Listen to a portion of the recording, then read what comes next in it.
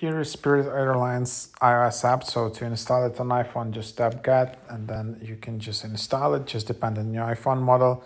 It's pretty popular app, obviously. Almost 1 million ratings, so it's number 12 in the charts, as you can see here. And then yeah, you can just see it, and then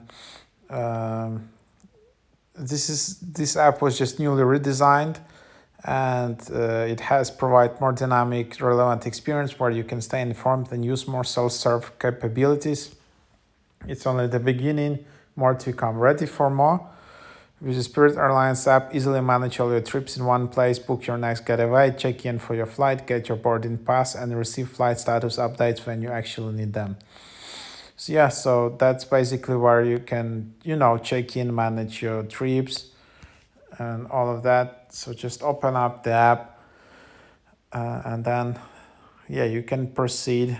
Here you can see, you can sign in or create an account. So if you want to create an account, you will need to add your email and password. It's not possible to sign in with Apple or Google, or otherwise you can just skip for now. You can enable notifications.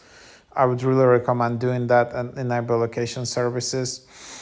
Then there is some deals, some winnings if you're using the app. Actually, I would really recommend for some services to try to use a mobile app.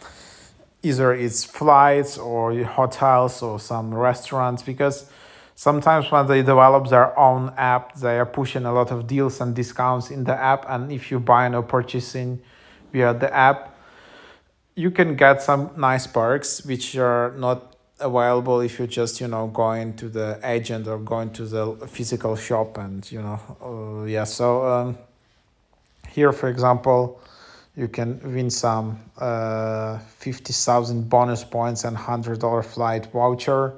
So you can just apply for it. If you have a flight, you can just find your trip just using your last name and confirmation code and find your trip.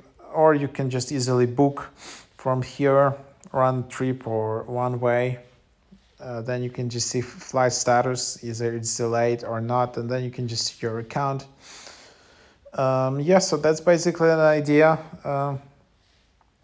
Hope this is helpful.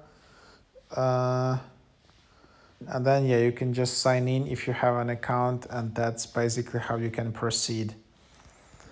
Hope this is helpful. Thanks for watching.